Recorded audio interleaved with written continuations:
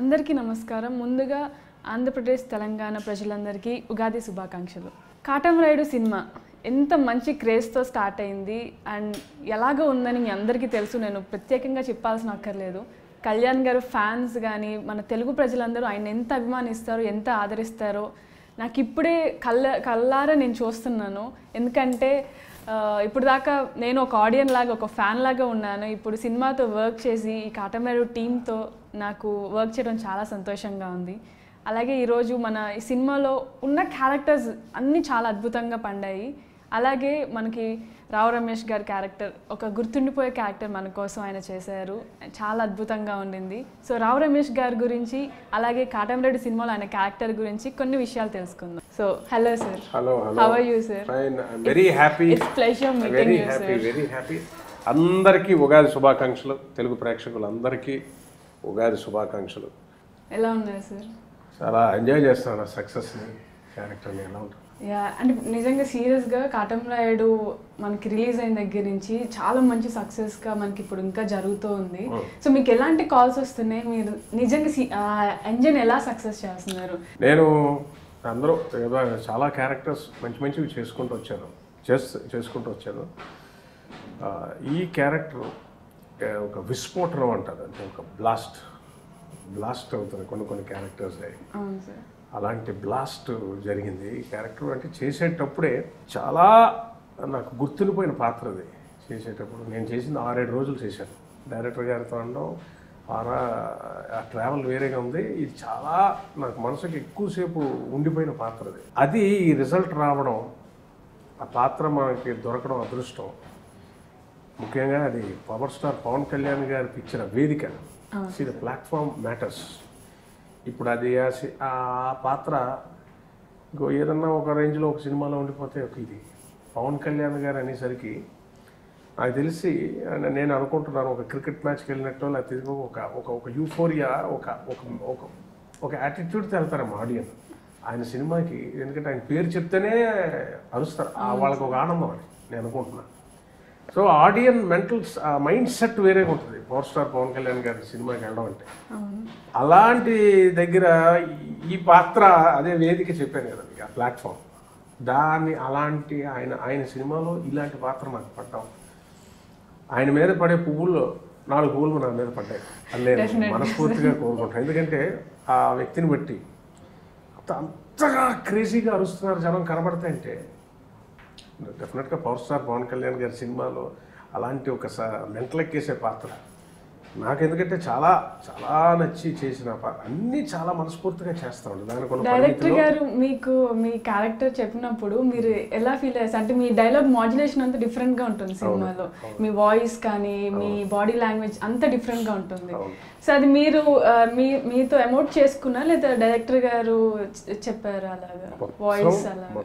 So director గారు ఏ సినిమాకైనా నేను ఎంతవరకు చేసిందాను అలాగే ఇది కూడా. డైరెక్టర్ గారు నాకు క్యారెక్టర్ ఫస్ట్ నాకు చెప్తున్నప్పుడు చాలా ఎక్సైట్ అయిపోయాను. అంటే ఇది ఊహించుకుంటుంటే ఇది ఇలాగా, ఎందుకంటే పవన్ కళ్యాణ్ గారి పిక్చర్లో ఇది వాళ్ళు నన్ను ఏదో చిన్న పాత్రకి వాడతారా ఏమో అనుకుంటున్నాను నేను. బట్ ఆయన చెప్తున్నప్పుడే నేను అలా ఉండిపోయింది ఆ పాత్ర మీద. వేరే షూటింగ్ చేస్తున్నా ఇలాంటి అవకాశం వచ్చిందే మనకి పాత్ర, ఇది ఇంతవరకు చేయలేదు ఈ టైప్. మొక్కజొన్న కంకెలు 2 పండితే దానికోసం వాడు చూస్తూ అన్న అది ఆ టైప్ లేదు. డిగ్నిఫైడ్ రోల్స్ చేసాము, అందులో చేసాము, ప్రతి పాత్ర పండుతుంది. ఇలాగా ఈ లెవెల్కి మట్టితో మనిషి అయిపోయి, నల్లగా అయిపోయి, కాళ్ళు బొబ్బలెక్కిపోయి, కసిని బొగ్గులను చూస్తూ ఆ కసి కళ్ళల్లో అలా ఉంచుకుంటూ కసి చల్లారకూడదని వాడు అటెంప్ట్. అంటే ఒక సాడిస్టిక్ హెల్ప్లెస్ విలన్. ఇంకా ఒక కరెక్ట్ మాట చెప్పాలి, సాడిస్టిక్ ఫ్రస్ట్రేటెడ్ హెల్ప్లెస్. ఇంకో దారి లేదు. అది డైరెక్టర్ గారు డిజైన్ చేసింది. నేను ఒకటి చెప్పదలుచుకున్నానంటే అందరికి తెలిసిందే, మనం మొదట జన్మ పుడతాం.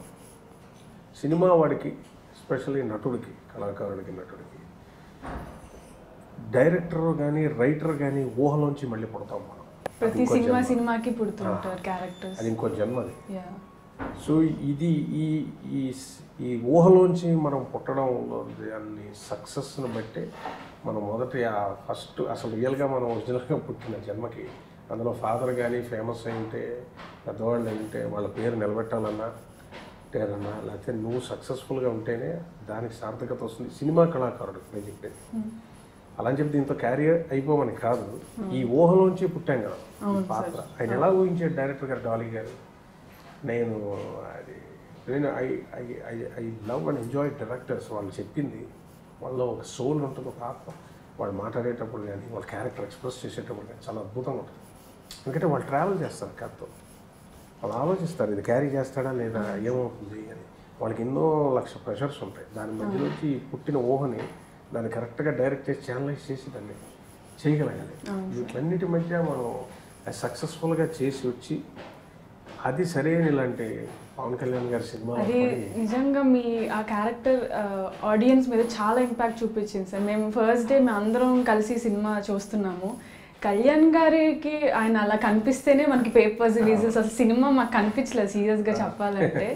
అలాంటిది మీ క్యారెక్టర్ వచ్చినప్పుడు మీరు కొండ మీద కూర్చుంటే ఒక జాకెట్ లాగా అది చూస్తే నిజంగా ఫ్రేమింగ్ కానీ వెనక మన నర్రా గారు ఉన్నారు, మీ ఇద్దరు ఆ ఫ్రేమింగ్ అద్భుతంగా ఉంది సార్. కన్నులకి ఆ ఫెరోషియస్ గా ఒక ఫెరోషియస్ జాకెట్ లాగా ఇట్స్ బికాస్ అది ఆయన అదే నేను చెప్పాను మీకు ఆ ఫీల్ చూస్తుంటే కలిగిన దాన్ని డైరెక్టర్ గారు ఊహించి మనకి నేను వచ్చి రెడీ అయిపోయి ఉంటాం. షార్ట్ పిలిచేసరికి ఇది చెప్పారు నాకు ఫస్ట్ ఎలా ఉంటుందో, కొండ నుంచి మీరు చూస్తుంటారు సార్ కూర్చొని.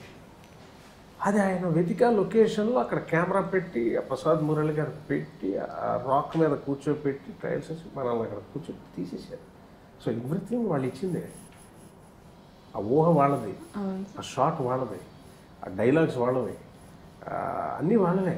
కాకపోతే దాన్ని మించిన ఆ స్లాంగ్ నేను పెట్టి దానికి ఆ గ్యాప్స్ కానీ దానిలో ఫైనాలిటీస్ ఉంటాయి. నేను చేసినవి చాలా ఉన్నాయి అందులో. దాన్ని బట్టి డైరెక్టర్ అంటే మరి అంత ఇచ్చారు కదా డైరెక్టర్. మనది ఒక 5%, 2%, 3%, సమ్టైమ్స్ 7% అది వస్తుంది ఇమోట్ లెవెల్. ఆ ఇమోషన్ అన్నది అది కొన్ని పేపర్లో పెట్టలేదు, చాలా ఊహిస్తారు, చాలా పెడతారు. ఎలా కావాలి, ఎలా చూడాలి. సామిళ్ళు ఏం చేశారు, రాక్ మీద ఇలా కూర్చున్నాడు, జాకాల ఇలా ముందు వేసి కూర్చుంటాడు. ఏదన్నా జరిగితే బాగున్నావు అశుభం, ఏదన్నా ఒక డెత్ జరిగితే బాగున్నావు, హీరో ఏదన్నా అయిపోతే బాగున్నావు అని గోతికాడ నక్కలాగా కొండ మీద ఎండిపోయిన వాడి కసితో అలా చూస్తూ ఉంటాడు. అది ఒక అద్భుతమైన ఊహ. అంటే అది దొరకవు, ఆ పాత్ర దొరకడం చాలా మహాప్రసాదం. మీరు చేసిన అన్ని సినిమాలకి మీరు చాలా సినిమాలు చేశారు, మంచి సక్సెస్ఫుల్ మూవీస్లో మీరు ఒక పార్ట్ అయ్యారు. కాటమరాయుడు లాంటి కళ్యాణ్ గారితో ఐ థింక్ థర్డ్ మూవీ కదా sir? Gabbar Singh 2 Attarintiki Daredi and this. So how you feeling about that? నేను చెప్తాను కదా సార్, చాలా హ్యాపీగా ఫీల్ అవుతాను. నేను చేస్తుంటేనే చాలా దీన్ని తెలిసిపోయింది. కానీ అంత రెస్పాన్స్ జనాల నుంచి వస్తుందని సార్ మీరు ఎక్స్పెక్ట్ చేశారా సార్? ఇంత మీరు అనుకునే దానికంటే చాలా ఎక్కువ రెస్పాన్స్ వచ్చింది మీ వచ్చింది. అదే నాకు అలాగే వచ్చింది. ఇప్పుడు కూడా అలాగే అయింది. త్రివిక్రమ్ గారు చెప్పే చేశారు లాస్ట్లో, ఐకానిక్ సీన్ అవుతుంది రమేష్ గారు చెప్పే చేసి. ఇది కూడా చేస్తుంటే చాలా అద్భుతం అనిపించింది. ఎంత రెస్పాన్స్ రావడం అప్పుడు అదే చెప్తున్నాను నేను. పాత్ర మన కష్టం ఉండి కష్టానికి మించి ప్రతిఫలం మనం మనస్ఫూర్తిగా ఏదైనా చేస్తే మంచి జరుగుతుందండి. మన సోల్ అన్నీ పెట్టేసి మన నమ్మకం అయిపోయి అది కొన్ని సమయాల్లో ఉండదు, బట్ పాత్ర నిలబడిపోతుంది. అదే పవన్ కళ్యాణ్ గారి సినిమా నేను మళ్ళీ చెప్పడం ఏదో లేదు sir, we can understand your happiness. ఒక క్యారెక్టర్ని కంప్లీట్గా సాటిస్ఫై అక్కడ వచ్చేసరికి దానికి అదొక బ్లాస్ట్ లాగా అయిపోతుంది 100 times అని. Because power star Pawan Kalyan గారి సినిమా అంటే అదే ఆడియన్స్ సైకిక్ లెవెల్ వేరేగా ఉంటుంది. థియేటర్కి వెళ్ళేవాడు పెద్ద హీరోస్ పిక్చర్స్ ఉంటుంది, అందులో మన పవన్ కళ్యాణ్ గారి గురించి చెప్పక్కర్లేదు. సో ఆ ఇన్ఫాక్ట్ మ్యాజిక్ అంటే పూర్ణంగా మన అదృష్టం. అది సరైన ప్లేస్లో పడడం కూడా చాలా అవసరం. ఆ కష్టం కొన్ని నోటీస్ కాకుండా వెళ్ళిపోతాయి, కొన్ని 100 ప్రతిఫలం వస్తుంది. అది ఎంత హ్యాపీగా ఉంటుందంటే మనకి స్టేచర్ పెరుగుతుంది, మన వాల్యూ పెరుగుతుంది as an actor. So many angles. అది దేవుడు మా అదృష్టం ఉంటే తప్పితే రాదని నేను ఫీల్ అవుతుంది. రావుగోపాలరావు గారి మీరు కొడుకు అయ్యండి, స్టార్టింగ్ నుంచి ఆయన తర్వాత యాజ్ అన్ యాక్టర్గా స్టార్టింగ్ నుంచి మీరు చాలా కష్టపడుతూ మీరు ఫోటోగ్రఫీ చేశారని నేను చదివాను సార్. Is that true? అప్పుడు చేసాం 10 years దాని గురించి 10 years చేశారా? మరి యాక్టర్గా మీకు చేయాలని ఎప్పుడు అనిపించింది సార్? అది చాలాసార్లు చెప్పాను, అందరికి తెలుసు, మా అమ్మగారు చెప్తే వచ్చాను. అండ్ లక్కీ అంటే జనాలు ముందుకు రావాల్సి ఉందని ఇట్స్ మై డెస్టినీ. అది నేను ఇన్స్టెంట్గా మనం అది ఎందుకో జనం యాక్సెప్ట్ చేశారు. అందుకే మళ్ళీ అన్నిటి అందరి దగ్గర చెప్తున్నాను, తెలుగు ప్రేక్షకులకి వాళ్ళ సహృదయం, వాళ్ళ కళా పోషకులు తెలుగు వాళ్ళు, కళా సినిమా అంటే మరీ ఇష్టం వాళ్ళకి. వాళ్ళు ఎవరినన్నా వాళ్ళకి ఎంతో ధారాళంగా వాళ్ళు అలా they treat them like that. వాళ్ళు అంత మంచి వాళ్ళు, కొన్ని విషయాల్లో చాలా ధారాళంగా ఉంటారనిపిస్తుంది. ఆ కళాకారులు ఎస్పెషల్లీ మా సినిమా ఇండస్ట్రీకి, సినిమా అంటే వాళ్ళు ప్రాణంలాగా అంత ఎంకరేజ్ చేస్తారు మంచిగా. ఆ తెలుగు ప్రేక్షకులకి నన్ను యాక్సెప్ట్ చేసినందుకు ప్రతి పాత్రని, ఎందుకంటే విలన్ చేసిన వాళ్ళని టక్మని పాజిటివ్ చూడరు. ప్రకాష్ రాజ్ గారికి జరిగింది అలాగా, కోట శ్రీనివాసరావు జరిగింది. ఫాదర్ చూసిన వాళ్ళకి ఎస్పెషల్లీ నెగిటివ్ చేసిన వాళ్ళకి పాజిటివ్ చేస్తే చూస్తారు, పాజిటివ్ చేసిన వాళ్ళు నెగిటివ్ చేస్తే చాలా కష్టం అయిపోతుంది.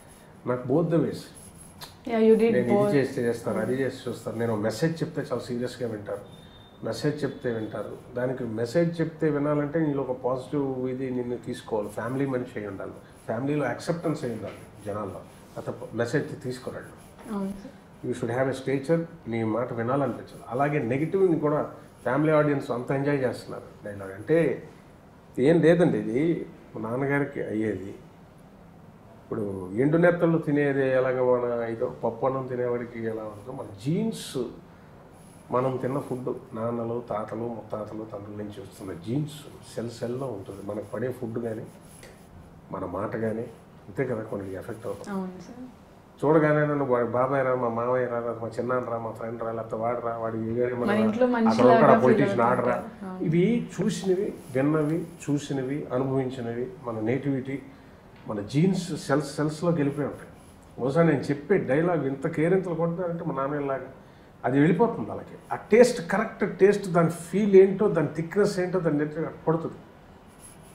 ఇప్పుడు ఆ సినిమాలో కూడా ఒక విలన్, అంటే విలన్ అని ఇంత కరపగట్టిన కాదు, ఒక నెగిటివ్ క్యారెక్టర్, హీజ్ నెగిటివ్.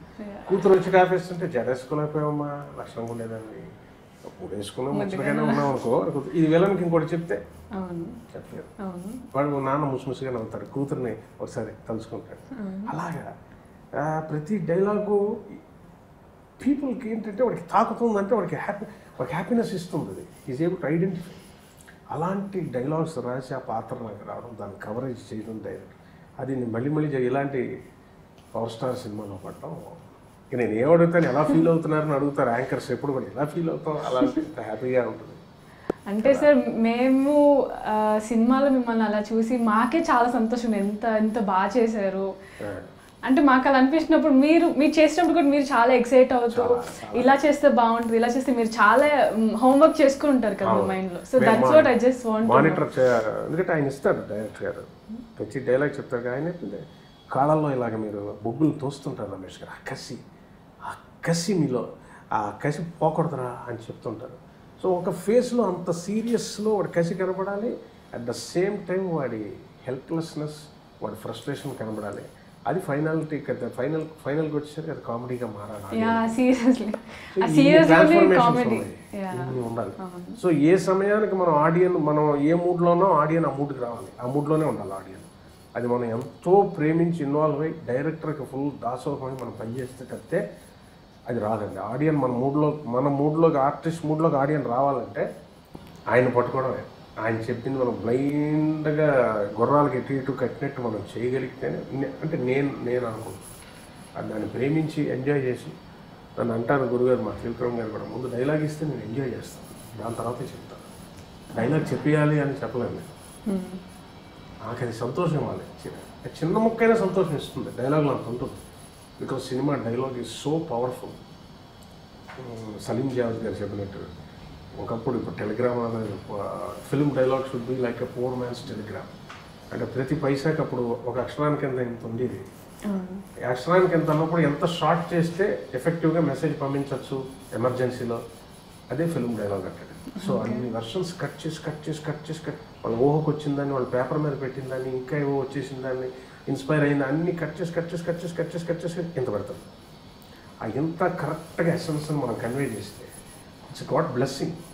వాళ్ళ అనుభవం ఉంటుంది, డైరెక్టర్ అనుభవం ఉంటుంది, ఎన్నో సినిమాల అనుభవం ఉంటుంది. ఇప్పుడు ఇలాంటి హీరో పిక్చర్లో పడేటప్పుడు ఈ డైలాగ్ ఎలా రిఫ్లెక్ట్ అవుతుందని అనుభవం ఉంటుంది. సో రావు రమేష్ నాలుగు చూసుంటారు, దాని అనుభవం ఈయన ఎలా పలుకుతారని అనుభవం, ఇదన్నీ దాటి మనం ఒక హై ఇవ్వాలి ఆన్ స్క్రీన్. అదే director. What is your secret of success sir? How you choose your characters? నాకేమీ చూసింది డైరెక్టర్స్ నేను ఏమీ క్రియేట్ చేయలేదు కదండి. నేనేమి వెళ్ళి ఈ క్యారెక్టర్ నాకు రాయండి అని ఎవరికి రాస్తారా? అలా కాదు. అంటే నేను ఒక్కొక్క సినిమా నుంచి అది ట్రావెల్ చేసుకుంటూ ఒక్కొక్క సినిమా నుంచి వచ్చేసరికి ఆ సక్సెస్ వచ్చేసరికి వాళ్ళకే ఒకటి పుడుతుంది, దాంతో వస్తున్నారు.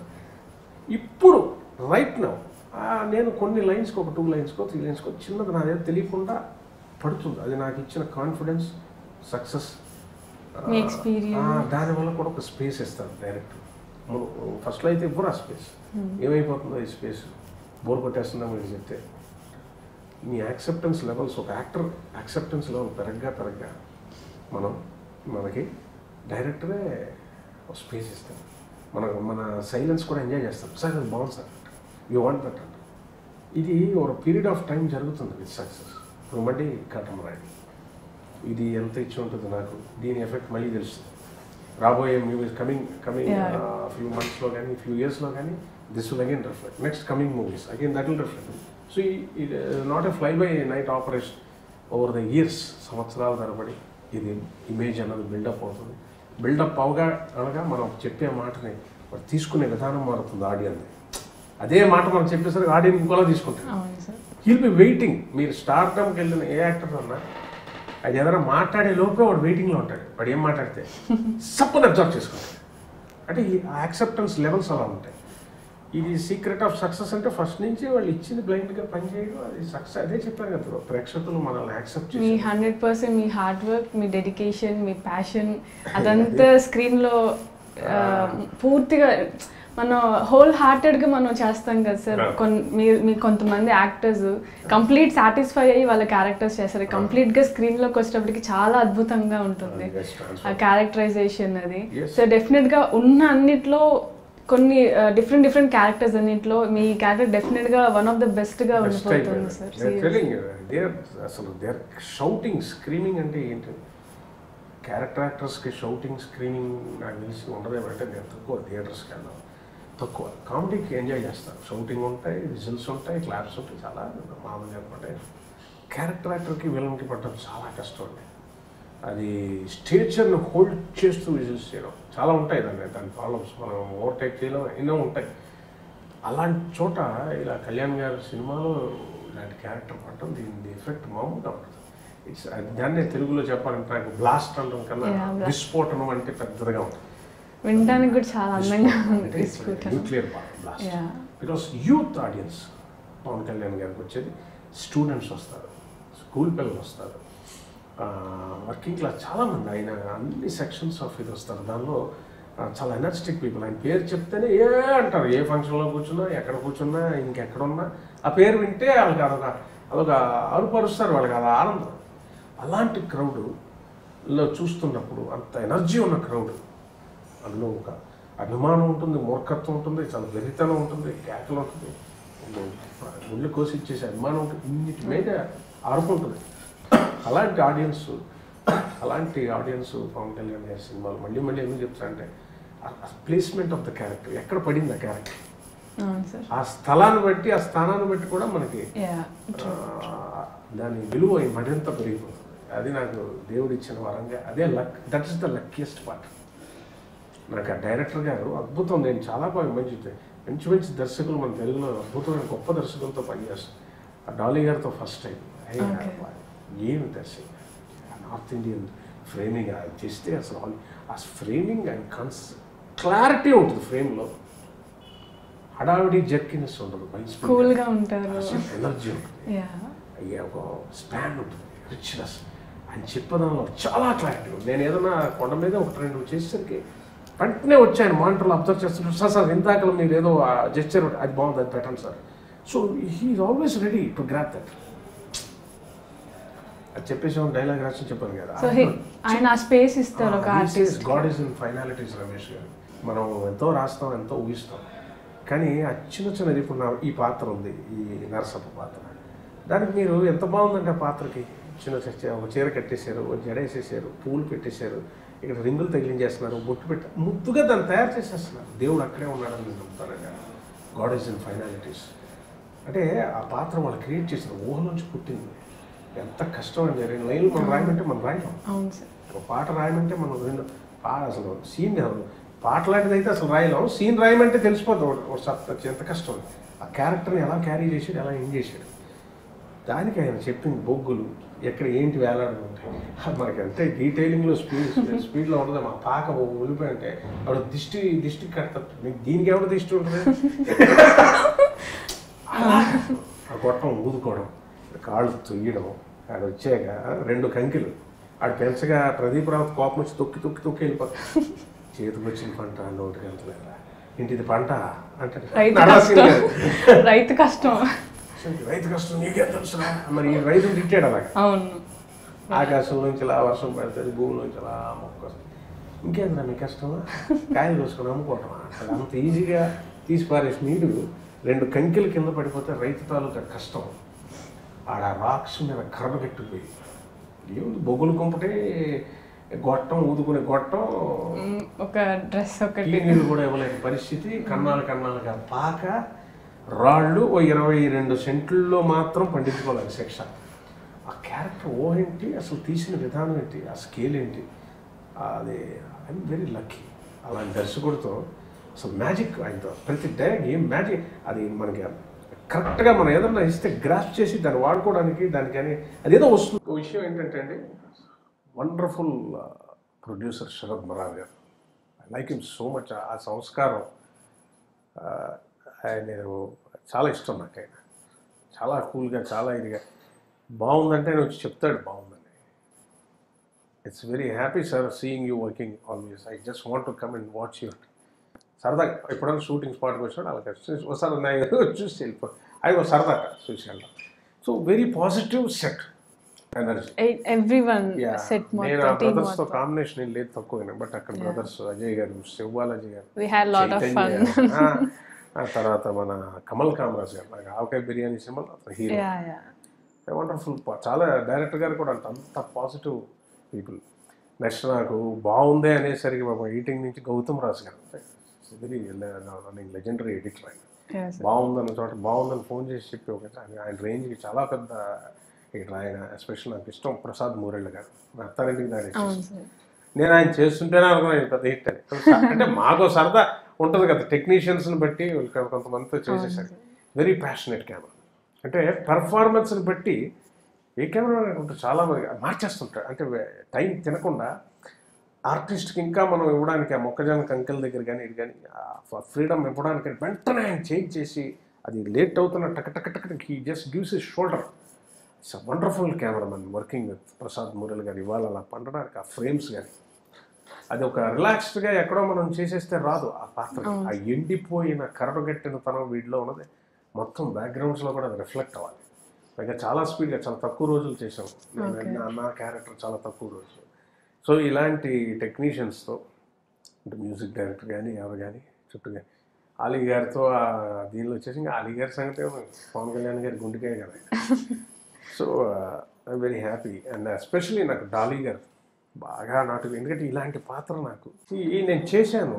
నాకు శ్రీకాంత్ అడ్డాల గారు ఏంటంటే త్రివిక్రమ్ గారు నాకు ఫ్యామిలీస్లో తీసుకెళ్ళిపోయారు.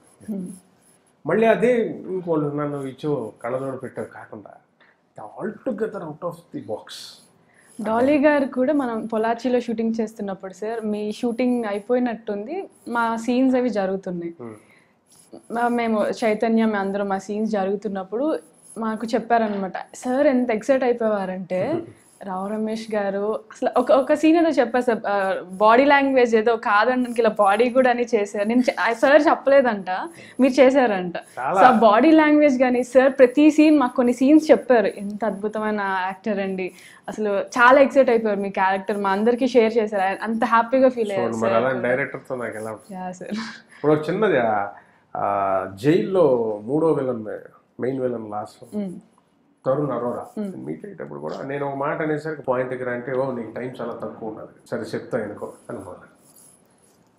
ఎల్జేఎఫ్ వాడి బలం మీద కొట్టి కొట్టి మా బార్డర్ మొత్తం అలసిపోయి ఉండదు, ఆ డైలాగ్ అని చెప్పాడు. నీకు టైం చాలా తక్కువ ఉంటుంది కదా. దానికి నేను ఇప్పుడు మనం గొప్పని కదా చెప్తున్నాను, ఎలా డైరెక్టర్ నాకు స్పేస్ ఇచ్చారు అన్నది పాయింట్కి రా అని. నీకు టైం చాలా తక్కువ ఉంటుంది కదా, సరే చెప్తా అనుకో అనొచ్చు నేను. బట్ అది కొంచెం చదువుకున్న వాళ్ళగా ఉంది. నీకు టైం చాలా తక్కువ, నీకు టైం చాలా అంటే కొంచెం ఎడ్యుకేషన్ వస్తుంది, ఒక నాటుగా రావాలి పాయింట్కి రా. నీకు టైం చాలా తక్కువ ఉండదు కదా దేవుడా, సరే చెప్తా ఇంకా పడిపోయాడు. సో ఇది డైరెక్టర్ ఇచ్చిన స్పేస్, కెమెరామ్యాన్ ఇచ్చే స్పేస్, ఆ స్పాట్లో మనకి ఇచ్చే ఎనర్జీ, మన దాన్ని బట్టి మన రిఫ్లెక్షన్ అవుతుంది. బికాస్ డైరెక్టర్ ఏదైనా మళ్ళీ పుట్టడం ఊహలోంచే కదా పుట్టాం, అయింది కదా ఇది. అందులోంచి మన క్యారెక్టర్ మనం సైడ్ అయిపోతున్నాం, ఎడ్యుకేషన్ ఎక్కువ, సాఫిస్టికేషన్ వస్తుందా, అలా ప్రతి బిట్స్కి ఆ ఫైనాలిటీస్ డైరెక్టర్ గారు ఐ బిలీవ్ ఇట్ సార్. ఆ చిన్న చిన్న వాటిలో ఆ మెరుపులు, ఆ అందం, ఆయన అనుకున్న పాత్ర ఇందులో సగం వస్తే నాకు 50% వస్తే చాలా అనుకున్నాను సార్. బట్ ఇది ఫుల్ 100%. ఆ బ్యూటీ అవి అంటే పేపర్లో నేను కొంతవరకు రాయగలను ఊహించి, అవతల వాడి బిహేవియర్ వాడి దీనిలోంచి వచ్చిన దాన్ని బట్టి what magic happens in front of the camera. Good acting just happens. అవును సార్. అలాగే మీ కానీ డైలాగ్ ఉంది కదా సార్, థియేటర్ నుంచి వస్తుంటే దాన్ని అందరూ అదే వాడేస్తున్నారు. ఇప్పుడు మెసేజెస్ లో కూడా ఏదన్నా అంటే ఓకే అలానగా కానీ ఒక్కసారి సార్ థియేటర్ లో చూసాము, బట్ ఒక్కసారి మీ నోట్ నుంచి నాకు వినాలని ఒక్కసారి సార్. కానీ ఆయన ఏదైనా మీరు చేసే కష్టమా, నా మాదిరి వాళ్ళు రుణాలు ఇస్తారా, మార్కెట్లో విత్తనాలు అమ్ముతారా, అవి పట్టుకొచ్చి మట్టిలో అట్ట అట్ట అట్ట చల్లుతారు, ఆకాశం నుంచి వర్షం ఇలా పడుతుంది, భూమి నుంచి మొక్క అలా పుడుతుంది, ఇంకేంద్రా మీ కష్టమా, కాయలు కోసుకొని అమ్ముకోవటమా, అది ఎంత బ్యూటిఫుల్ సార్. సో ఆ కానీ అన్నది అది నాకు డెఫినెట్గా చాలా పెద్ద హిట్ అవుతుందో కానీ అనుకున్నాం. ఇంకటి యూనిట్లోనే ఒక లెన్స్ లైట్గా ఒకదానికి ఒకటి పెట్టినా, బాక్స్ ఇటు పెట్టినా కానీ వెళ్ళిపోతుంది. అది ఇవాళ స్క్రీన్ సేవర్స్ అట్ మొత్తం ట్విట్టర్ అట్ ఫేస్బుక్ రేపు పొద్దున రేడియోస్లో ఉంటాయి, రేపు ఎవడన్నా సమాధానం డబ్బు స్మాష్ సమోసా చెప్తే కానీ అని వస్తుంది. ఆఫీసుల్లో రేపు సాఫ్ట్వేర్లు అందరూ వాడతారు ఏం చేసినా. కానీ అనేది చాలా సింపుల్ వర్డ్, నార్మల్ వర్డ్, మనం రెగ్యులర్ గా వాడే వర్డ్ అది. దాన్ని కానీ ఒక మాడ్యులేషన్ లో చాలా బ్యూటిఫుల్ గా. నాకు ఫస్ట్ డే ఆ క్యారెక్టర్ చెప్తున్నప్పుడు చెప్పాడు ఆయన కానీ మీరు ఏమంటారంటే రమేష్ గారు ఏదో కానీ అని చేసాడు. అది కానీ బాగుంది ఎలా చెప్తాం అనుకునేవాడిని, జరిగిపోయింది. It just happened.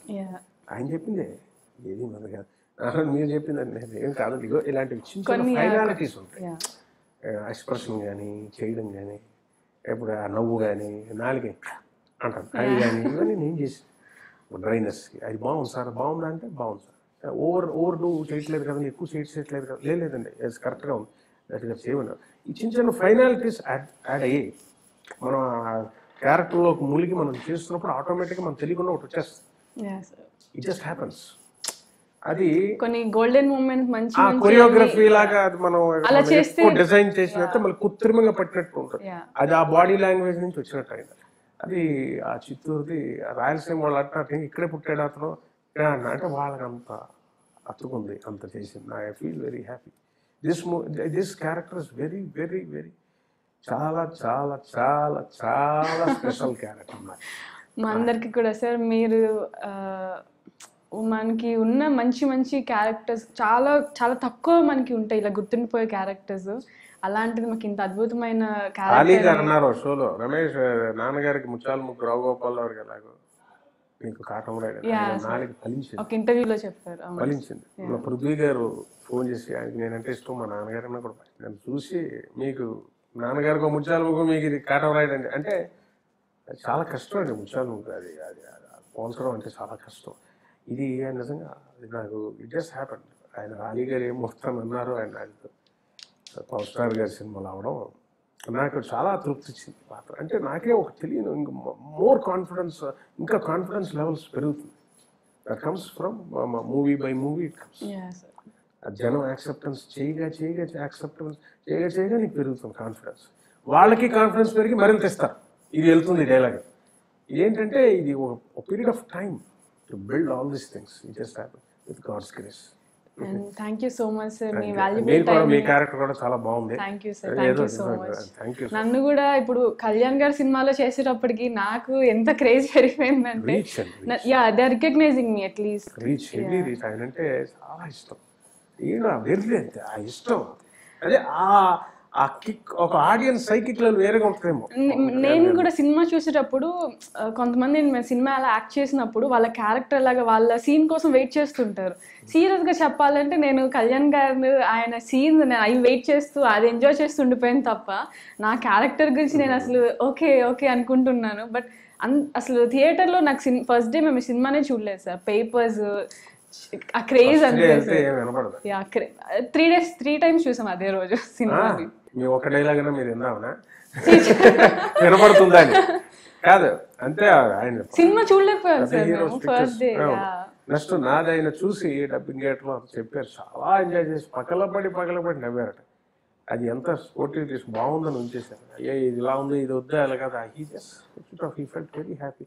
మరి వాళ్ళ రిజల్ట్ చూడండి. He's very amazing person. ఇంత క్రేజ్ ఒక హీరోకి వచ్చిందంటే యాక్టింగ్ అవన్నీ నచ్చి వాళ్ళ ఫ్యాన్స్ అయ్యారు, కానీ అంతకు మించిన వ్యక్తి అండి అతను. అండ్ ఆఫ్ స్క్రీన్ కూడా హీస్ వెరీ సింపుల్. ఒక ఫేజ్ తర్వాత నటనకు మించి ఉండాలండి, ఒక వ్యక్తి ఉండాలి. అప్పుడే ఆ వ్యక్తికి అంత విస్ఫోటనం అంటే ఇట్స్ లైక్ ఇంగ్లీష్ వర్డ్ వాడుతున్నాను కాదు, యూనిక్నెస్ కాదు, యుబిక్విటస్. ప్రతి చోట ఈ అంతరిక్షంలో లాగా మన తెలుగు వాళ్ళు అందరూ కూడా ప్రతి చోట ప్రెసెన్స్, ఆమ్ని ప్రెసెన్స్ అంటారు. అదేంటే ఏదో ఇంగ్లీష్ వాడతారంటే ప్రతి చోట అతను ఫీల్ ఉన్నట్టేనే అది యాక్టర్కి మించిన వ్యక్తిత్వం. రజనీకాంత్ చూడండి, ఆయన అంటే బియాండ్ యాక్టింగ్ ఉంటుంది పర్సనాలిటీస్. అంటే వాళ్ళ ఇష్టం, ఇంకా వాళ్ళు అంతే, వాళ్ళు నడిస్తే ఇష్టం, ఇలా పంచి ఎత్తితే ఇష్టం, వాళ్ళు నడిస్తే ఇష్టం, వాళ్ళు నవ్వితే ఇష్టం అంతే. వాళ్ళ లాంటి వాళ్ళకి అలాంటి అద్భుతమైన ఆయన పిక్చర్లో ఇది పడడం మాటికి bonus to me. I'm very happy. Telugu ప్రేక్షకులందరికీ వాళ్ళ హృదయాలకి, కళా హృదయాలకి మనస్ఫూర్తిగా ధన్యవాదాలు. I'm very happy. Thank you so much sir. మీరు ఇలాంటివి అంతకంటే మంచి క్యారెక్టర్స్ మీ ద్వారా మేము చూడాలనుకుంటున్నాము. And thank you so much sir.